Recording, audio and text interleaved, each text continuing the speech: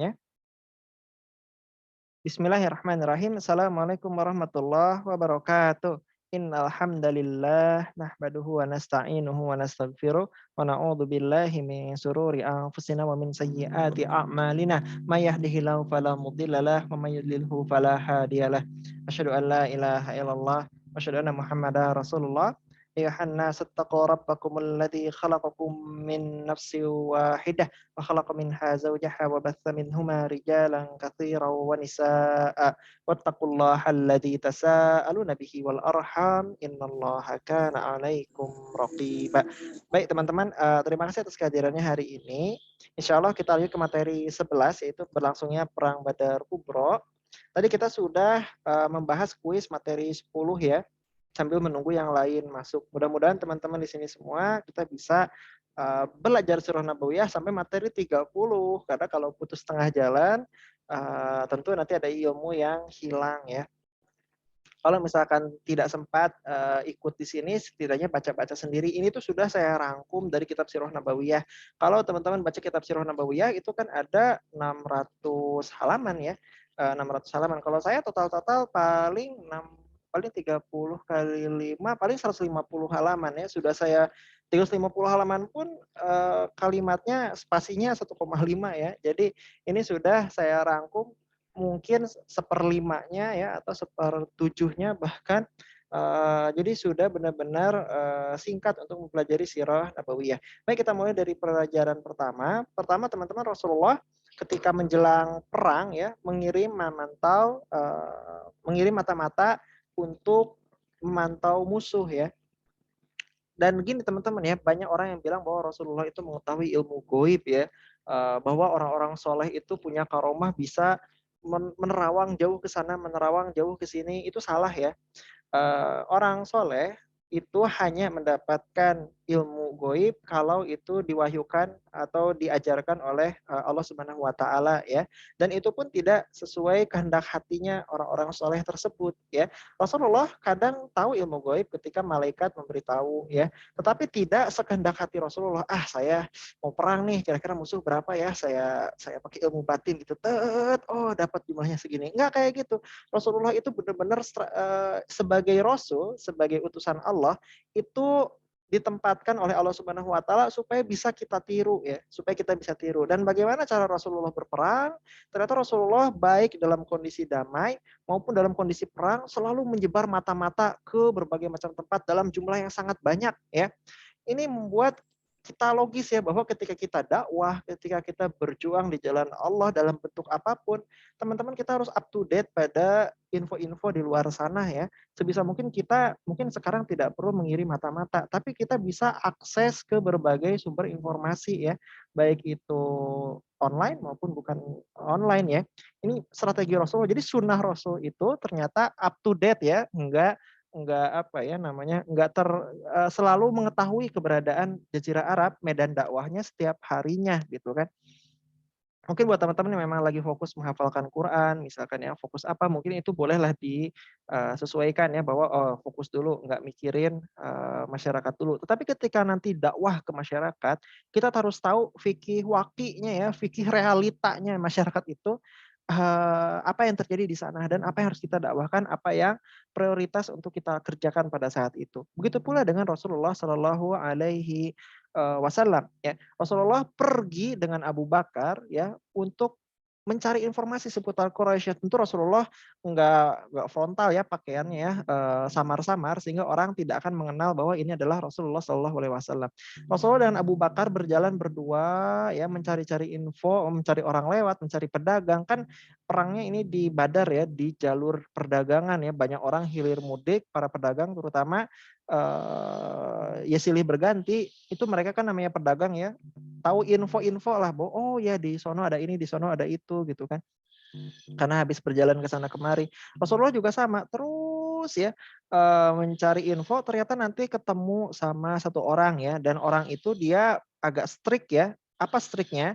Katanya dia hanya mau bercerita info terkait dengan pasukan Quraisy dan pasukan Muslimin hanya bila yang bertanya itu memberitahu siapa mereka, siapa namanya, dari mana mereka ya. Akhirnya ketika bertemu dengan laki-laki tersebut ya, Rasulullah berjanji bahwa setelah orang tersebut memberitahu info baik pasukan musuh maupun pasukan kaum muslimin, maka Rasulullah akan memberitahu dia siapa dan dari mana. Nah, akhirnya ya, orang tua tadi memberitahu bahwa Quraisy dulu bergerak hari ini, kemudian kemarin di sini, sekarang harusnya sudah sampai sini. Begitu pula dan kaum muslimin ya, waktu itu bergerak dari kota Madinah, waktu itu juga sudah sampai sini, sekarang harusnya sudah sampai sini. Dan Masya Allah prediksi para pedagang di Jazirah Arab itu sakti sekali ya, karena mereka memang tahu persis kecepatan jalan pasukan, kecepatan jalan kafilah ya, kecepatan jalan itu mereka prediksinya akurat-akurat. Benar apa yang disampaikan oleh orang tua ini, pasukan kaum muslimin walaupun dia hanya memprediksi tapi tepat lokasinya ada di mana. Maka Rasulullah pun yakin bahwa pasukan Quraisy tidak jauh dari apa yang dia sampaikan ya. Walaupun dia hanya tahu kabar-kabar dulu di sini berjalan ke sana kemari, tapi akurat prediksinya. Gitu teman-teman ya, Masya Allah. Kalau orang memang udah pribumi ya, tahu tahu medan lokasi, tahu dia kalau orang jalan itu berapa lama, kalau udah hari ini udah sampai mana harusnya.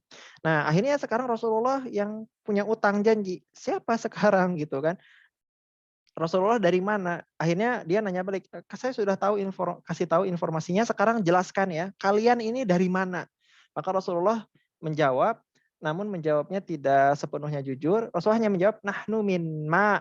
Ya, "Nahnu min ma" itu artinya kami dari air. Zaman dahulu namanya negeri air itu adalah Irak ya, Irak yang ada sungai Efrat dan sungai Tigris ya. Di sana ada 2 sungai yang sangat besar ya. Makanya kenapa di sana disebut negara air ya, negeri air. Orang tua tadi nanya, apakah maksudnya negeri air itu Irak? Rasulullah diam ya. Nah ini istilahnya apa ya? Tahu apa namanya itu? Tiaroh, bukan tiaroh. Apa namanya tuh? Teman-teman ada ingat gak istilahnya apa? Berkata berkata sesuatu tidak bohong tapi juga tidak membuka kebenaran yang sebenarnya. Saya lupa dulu apa. Namanya ingatnya apa? Taurah apa? Berkata sesuatu, tidak bohong, tapi juga tidak memberitahukan kebenarannya. Lupa apa istilahnya dulu ya. Gitu teman-teman ya, dan ini boleh dilakukan, tapi jangan mohon jangan dilakukan di dalam kehidupan kita sehari-hari ya, karena ini kan lagi perang ya. Ini kita niatnya nipu, misalkan kita punya keluarga, punya orang tua, ngomongnya kemana supaya orang tua salah salah tangkap itu kan, ya niatnya salah ya. Tapi kalau ada lagi perang, ini boleh banget gitu kan. Namanya perang itu penuh dengan tipuan, penuh dengan muslihat. Nah teman-teman, kemudian Rasulullah SAW mengirim lagi utusannya Ali bin Abi Thalib, Zubair bin Awam, Sa'ad bin Abi Waqqas ya. Dan ketika diutus ternyata pulang-pulang bawa oleh-oleh. Oleh-olehnya adalah budak yang tertangkap sedang mencari air ya. Budak ini ternyata memang pasukan dari pasukan Abu Jahal. Kaum muslimin itu sebenarnya dari awal udah nggak mau banget perang ya. Udah males banget perang. Kenapa? Karena memang pasukannya cuma 300 orang. Terus juga alat tempurnya sederhana ya, nggak niat lah buat perang. Bawa kuda cuma 2 gitu kan. Padahal kaum muslimin kalau diajak perang siap sebenarnya dengan persediaan yang lebih matang ya. Tapi kan tadi nggak niat perang, niatnya mencegat kafilah dagang Abu Sufyan. Ya, makanya kaum muslimin ketika nanya budak, "Kamu dari mana?" Gitu kan, "Dari pasukan Abu Jahal atau dari kafilah dagang Abu Sufyan." Budak tadi bilang, "Saya dari pasukannya Abu Jahal." Wah, kaum muslimin kan sedih ya, "Ya, pasukan Abu Jahal dekat sini," gitu kan. Padahal kita kan nyari kafilah dagang nih supaya mendadak kaya. Akhirnya digebugin tuh budaknya gitu kan, emosi. Digebugin, "Dari Abu Sufyan nggak?" Gitu kan. Akhirnya budak tadi terpaksa bilang, "Iya, saya dari kafilah dagang Abu Sufyan." Nah, Rasulullah dapat dari Allah ilmu ya, dan setelah dapat ilmu tahu bahwa sebenarnya budak itu berkata jujur dia dari pasukan perang Abu Jahal, bukan dari Abu Sufyan ya. Kalau Abu Sufyan kan tadi bawa uang yang banyak, kalau Abu Jahal bawa pasukan musuh yang banyak, dan ya udah deh apa boleh buat ya. Ternyata Rasulullah dan kaum muslimin kebagian pasukan Abu Jahal ya. Kaum muslimin sedih, tapi ya udahlah, apa boleh buat. Akhirnya diinterogasi lebih lanjut, berapa jumlah mereka gitu kan. Budak tadi bilang nggak tahu gitu kan. Diminta kira-kira juga nggak mau jawab. Akhirnya ditanya, kalau gitu berapa ekor unta yang disembelih setiap hari buat makan gitu kan. Akhirnya budak tadi cerita, ya kita kalau mau makan nyembelih kurang lebih 9 atau 10 ekor unta. Nah Rasulullah juga ngerti banget nih bahwa satu ekor unta itu cukup untuk 100 orang dalam sehari ya. Gitu teman-teman. Jadi kalau lagi mau makan ya, makan rame-rame, botram ya, itu satu ekor unta cukup buat 100 orang dalam sehari. Maka ketika setiap hari mereka musuh itu menyembelih 10 ekor unta, maka kurang lebih pasukan musuh ada 1.000 orang ya. Jadi ini prediksinya bagus banget teman-teman ya. Nah, teman-teman juga sama kalau nanti mau makan-makan buat 100 ekor orang, bisa jadi sembelih satu ekor unta cukup gitu. Dan tadi budak tadi akhirnya cerita bahwa orang-orang Quraisy membawa seluruh para petinggi yang bisa mereka bawa, yaitu adalah Utbah bin Abi Rabi'ah, Syaibah bin Abi Rabi'ah, Abu Al-Bakhtari bin Hisham, Hakim bin Hizam, Naufal bin Khuwailid, Al-Haris bin Amir, Tu'aimah bin Adi, An-Nadhr bin Al-Haris, Zam'ah bin Al-Aswad, Abul Hakam atau Abu Jahal, dan Amr bin Hisham atau Amr bin Hisham, maaf. Terus Umayyah bin Khalaf dan lain-lainnya. Yang tidak hadir, yang absen pada hari itu adalah Abu Lahab. Karena Abu Lahab takut mati ya. Abu Lahab dijanjikan mati sama Rasulullah Shallallahu Alaihi Wasallam, dijanjikan azab Allah. Maka Abu Lahab pun takut ketemu kaum muslimin, takut benar-benar mati ya. Padahal nanti dia pun akan mati walaupun tidak berperang setelah peristiwa perang Badar ini ya. Jadi musuh ternyata ketika dijanjikan mati ya, karena Rasulullah tidak pernah bohong dan perkataannya selalu terbukti, Abu Lahab akhirnya fobia sendiri ya, fobia kematian, dan ternyata benar dia nanti akan menjemput kematian dalam keadaan yang sangat mengerikan, sangat menjijikan. Oke, kita lanjutkan. Teman-teman, kemudian persiapan perang, Allah menurunkan gerimis ya, gerimis pada kaum muslimin. Teman-teman, kalau dapat gerimis itu adalah keberkahan dari Allah Subhanahu wa taala ya. Kenapa? Karena kalau kita baca Quran, gerimis itu ada faedahnya. Apa faedahnya? Faedah gerimis adalah pertama Allah akan memberikan keberkahan, membersihkan mereka ya, zakihim, terus juga menenteramkan jiwa mereka, menghilangkan gangguan syaitan. Nah, ini gimana nih secara ilmiah ya? Kok bisa kita jadi malas maksiat kalau habis gerimis gitu kan? Terus mencukupkan air ya, karena air sudah menipis, air kaum muslimin sudah hampir habis ya, dikasih gerimis supaya cukup airnya. Kemudian juga membuat ukhuwah lebih erat ya. Teman-teman, kalau teman-teman punya sesama saudara dalam dakwah ya, saudara dalam berjuang ya, saudara dalam Islam, bisa ya ketika nanti berusaha dakwah bareng-bareng, nanti ternyata di jalan kena hujan-hujanan, itu masalah lebih lebih akrab ya. Suami istri juga silahkan kalau mau hujan-hujanan, mudah-mudahan nanti dapat faidah sebagaimana kaum muslimin dapat gerimis pada saat itu ya, menguatkan ikatan hati ya, ukhuwahnya lebih jalan. Terus juga membuat padang pasir lebih ajek ya, lebih ajek itu lebih keras ya, sehingga mudah ditapaki. Kan teman-teman kalau lewat pasir ya, kalau kita langkah kakinya malah masuk ke dalam ya, bukannya enak malah jadi berat ya langkah-langkah kita. Tapi kalau dengan gerimis pasirnya jadi keras dan lebih mudah dilewati ya. Gitu teman-teman ya, lebih keras. Oke, kita lanjut lagi. Nah, teman-teman, kalau muslimin dapat gerimis, ternyata orang-orang pasukan musuh dapat hujan badai ya. Wah, beda banget hujan. Ya, kalau kaum muslimin dapat gerimis, musuh dapat hujan badai. Gimana hujan badainya? Benar-benar orang-orang musuh itu tidak bisa berjalan ya, tidak bisa melanjutkan perjalanan. Wajahnya matung di tempat mereka kehujanan karena saking besarnya angin, maka mereka porak-poranda ya, hewan-hewan mereka pun pada berjatuhan ya, tenda-tenda mereka pada berterbangan. Mereka benar-benar lelah ya, dibuat lelah, dibuat sakit oleh Allah Subhanahu wa taala dengan hujan tersebut. Ini merupakan salah satu bentuk azab Allah buat orang-orang Quraisy ya, mau perang udah capek-capek, bukannya dibuat mudah malah dibuat hancur porak-poranda oleh hujan badai ya. Jadi kita bisa lihat teman-teman ya, kalau hujan kecil itu jadi keberkahan buat kaum muslimin ya. Bajunya jadi bersih, airnya jadi cukup, badannya jadi adem ya. Jiwanya jadi lebih tentram ya. Kalau musuh ternyata malah hidupnya jadi kacau balau dan jadi lemas ya setelah porak-porandakan oleh hujan badai angin yang sangat kencang.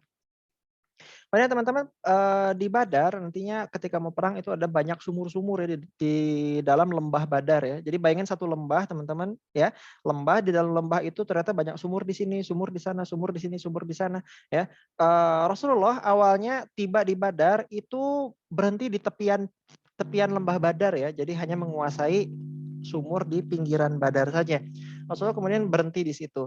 Nah, nanti ada sahabat Nabi nanya gitu kan, ya Rasulullah, maaf, ini kenapa berhenti di sini? Apakah ini strategi perang atau ini wahyu dari Allah gitu kan? Kalau ini wahyu dari Allah, saya nggak mau ngomong apa-apa. Tetapi kalau ini sekedar strategi perang, saya punya strategi yang lebih baik, kata Al-Hubab bin Munzir. Kata Rasulullah, ini strategi perang saya aja gitu kan. Kata Hubab, jangan kayak gini strateginya Rasulullah. Kita kuasai seluruh lembah di Badar ya. Kita cari satu sumur yang paling bagus, kita kuasai itu, kita timba ya, kita buat kolam-kolam, dibuat balong ya. Kita isi airnya supaya kaum muslimin mudah untuk minum, mudah mengambil air ya. Tapi sumur-sumur yang lain itu ditimbun ya supaya airnya tidak bisa diambil pada peristiwa ini ya. Jadi benar-benar sumur lain itu ditimbun ya, di apa namanya, dihalangi ya, dibuat tidak bisa diambil airnya ya. Sedangkan Rasulullah ngambil sumur terbaik, dibongkar sumurnya, dikeluarkan airnya banyak-banyak, dimasukkan ke dalam balong-balong ya, kolam-kolam, kubangan-kubangan ya. Sehingga kaum muslimin dengan mudah mengambil air di situ. Nah, ini strategi perang yang sangat dahsyat. Kenapa sangat dahsyat? Karena orang-orang Quraisy yang jumlahnya 1.000 orang itu ketika sampai ke Badar dalam kondisi tidak punya bekal air ya, sudah benar-benar haus dan niatnya ngambil air di sumur Badar ya. Pas mereka datang, ya sumur-sumur lainnya sudah ditimbun ya, mereka nggak bisa mengambil air lagi, dan adapun air itu dikuasai oleh kaum muslimin, sehingga benar-benar musuh itu dalam kondisi yang lagi sakit tenggorokan ya, lagi haus banget ketika mau perang, dan kondisinya juga kan namanya gurun pasir ya, itu panas, panasnya tidak ini ya, tidak yang biasa kita rasakan, sehingga musuh dalam kondisi yang kepayahan ketika menjelang berperang.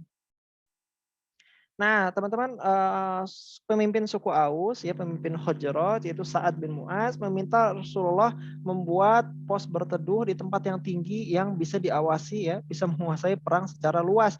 Dan bahkan Sa'ad bin Mu'az pun menyediakan pengawal khusus untuk Rasulullah dan menyediakan kendaraan kalau nanti ada hal-hal buruk, Rasulullah bisa langsung kabur pulang ke Madinah meminta bantuan kaum muslimin yang ada ribuan di Madinah itu siap membantu muslimin di Badar ya. Sa'ad bin Mu'az walaupun tahu bahwa Rasulullah dijanjikan kemenangan, tapi kan bisa jadi kemenangan itu setelah Rasulullah meminta bantuan di Madinah. Who knows gitu kan, nggak ada yang tahu takdir. Ya, jadi memang benar-benar Sa'ad bin Mu'az itu peduli banget sama nasibnya Rasulullah Shallallahu Alaihi Wasallam. Nah, kemudian teman-teman, Rasulullah juga membawa pasukannya ke lokasi pertempuran ya, disurvei ya, survei lapangan supaya muslimin benar-benar tahu medan nih. Dan ternyata Rasulullah dapat keajaiban, yang dapat mukjizat bahwa Rasulullah tahu musuh itu bakal meninggal di mana aja. Jadi Rasulullah jalan di sini, ya di sini di kiri ya ada gundukan tanah, nanti orang-orang bakal musuh-musuh meninggal di kiri sini. Rasul jalan lagi, iya di sini di kanan ya ada tempat, nanti musuh bakal meninggal di sini. Jadi Rasulullah jalan itu sambil nunjuk ke kiri dan ke kanannya gitu kan, sambil menunjukkan tempat-tempat di mana musuh-musuh akan terbunuh ya, terutama para petinggi-petinggi dari orang-orang kafir Quraisy ya. Nah, ini merupakan satu keajaiban ya. Kenapa? Karena besoknya benar-benar terjadi ya. Jadi Rasulullah itu menghibur kaum muslimin dengan hiburan yang diberikan oleh Allah Subhanahu wa taala. Dan kaum muslimin kan senang ya. Oh iya, musuh bakal meninggal di sini. Iya. Oh iya, musuh bakal meninggal di situ gitu kan. Jadi benar-benar studi turnya itu studi tur tentang hal-hal goib ya, hal goib yang diberitahukan oleh Allah Subhanahu wa taala. Nah, teman-teman juga pagi harinya pasukan Quraisy benar-benar sudah kehabisan air, sudah kelelahan ya. Bahkan sebagian mereka sudah menerobos ya untuk masuk ke dalam sumur yang Rasulullah buat ya, masuk ke dalam kubangan air yang Rasulullah buat, namun semuanya dibunuh ya. Namun semuanya terbunuh oleh pasukan panah kaum muslimin. Jadi semuanya dipanah, kecuali nanti ada satu orang Hakim bin Hizam ya. Dia nantinya masuk Islam dan bersyukur dulu tidak terkena panah ya, dan tidak jadi masuk neraka ya. Ini merupakan takdir Allah yang baik buat Hakim bin Hizam ya. Nantinya belakangan masuk Islam. Tapi semua yang lain yang berusaha untuk mendapatkan air ya di kubangan yang Rasulullah buat ya, tampungan-tampungan air apa telaga-telaga yang Rasulullah gali, itu ternyata malah terbunuh oleh pasukan panah. Saking hausnya. Nah teman-teman, ini ada peristiwa menarik nih ya. Apa peristiwa menariknya? Yaitu orang-orang Quraisy, musuh-musuh Islam itu mengirimkan mata-mata, yaitu Umair bin Wahab al-Jumahi ya. Umar bin Wahab al-Jumahi, dia ingin tahu berapa sih jumlah kaum muslimin, apakah punya pasukan cadangan, apakah punya pasukan yang tersembunyi, apakah kaum muslimin dalam keadaan lelah, dalam keadaan panik atau tidak. Umar bin Wahab al-Jumahi jalan ya, mengelilingi pasukan kaum muslimin, dan dia sudah tahu dapat gambaran oh kaum muslimin kayak gini, tapi masih penasaran. Akhirnya dia pergi lagi jauh ya, mengitari kaum muslimin ya, menyelidiki balik bukit, menyelidiki sekitar medan perang. Apakah ada pasukan muslimin yang tersembunyi? Ternyata tidak ada. Kaum muslimin beneran cuma 300 orang doang. Ya. Akhirnya Umar bin Wahab al-Jumahi pun pulang kepada orang-orang Quraisy menyampaikan kabar ya bahwa kaum muslimin 300 orang doang. Tapi ini bukan kabar yang baik begitu saja. Kenapa? Ya, karena orang-orang Islam itu beda banget sama kita-kita orang-orang Quraisy ya kata Umar bin al-Jumahi. Orang-orang Quraisy itu pasukannya ribut, tidak rapih ya. Ya inilah kayak nggak niat perang gitu kan. Barisannya tidak jelas barisannya, berisik ya. Kondisinya juga jelasnya tidak prima. Sedangkan kaum muslimin teman-teman mereka semua tegak berdiri berbaris dan terdiam semuanya ya, terdiam konsentrasi seperti ular yang siap memangsa buruannya ya. Jadi benar-benar kaum muslimin itu diam, berbaris rapi ya, hening ya. Nah, ini merupakan satu hal yang menakutkan dalam kondisi perang ya. Bagaimana musuh bisa begitu tegak, bisa begitu rapi, bisa begitu diam, bisa begitu disiplin ya. Ini tanda musuhnya sudah benar-benar siap untuk berperang secara batin terutama. Makanya Umar bin Khattab al-Jumahi memperingatkan, jangan kita lanjutkan perang. Ini musuh yang tidak biasa gitu kan. Mereka semua sudah sangat serius, siap untuk membunuh kita. Gitu kan. Tapi kata orang-orang Quraisy, takut doang loh gitu kan. Akhirnya diledek gitu kan, di seorang Umar bin Khattab al-Jumahi itu takut perang, seolah Umar bin Khattab al-Jumahi itu perempuan lah, diledek ini, diledek itu gitu kan. Akhirnya orang-orang pun di antaranya adalah Abu Jahal bangkit gitu kan. Oh gitu kan, memperingatkan bahwa kalian tidak tahu gitu kan bahwa keluarga kita ada yang terbunuh oleh kaum muslimin, bahwa kita begini begitu begini begitu ya. Akhirnya awalnya publik Quraisy maksudnya, awalnya udah lesu, malas perang, tapi udah dipanas-panasin bahwa kita itu menderita gara-gara kaum muslimin gitu kan. Akhirnya mereka mau berperang. Jadi Abu Jahal ini benar-benar bikin sial ya. Karena kemarin sudah kita jelaskan Abu Jahal sempat ketika kafilah lolos, Abu Jahal kan yang tetap memerintahkan kaum kafir untuk melanjutkan perjalanan memerangi kaum muslimin. Padahal kan orang-orang Quraisy awalnya mau cancel tuh. Oh iya, pasukan kafilah dagang Abu Sufyan selamat. Ya udah kita cancel, kita pulang, tahu udah beres masalah. Abu Jahal enggak, kita enggak pulang. Sekarang juga sama, setelah dapat peringatan dari Umar bin Wahab al-Jumahi bahwa kaum muslimin terlalu berbahaya untuk diserang, Abu Jahal tetap bersikeras enggak gitu kan, kita perang. Nanti Abu Jahal malah tewas ya di tangan kaum muslimin. Teman-teman, ini Masya Allah kalau di saya 1 menit lagi azan, saya kira saya harus tutup walaupun baru setengah materi. Nanti insya Allah besok kita lanjut lah ya, mudah-mudahan ada waktunya. Kita cerita tentang serangan ketika perang Badar berlangsung. Baik, saya tutup dulu dan qul kifaratul majelis karena udah mau azan banget. Subhanakallahumma bihamdika asyhadu an la ilaha illa anta astaghfiruka wa atubu ilaik. Terima kasih, selamat berbuka puasa. Assalamualaikum warahmatullahi wabarakatuh. Pak Iyakum, Afwan semuanya. Selamat mengerjakan kuisnya ya.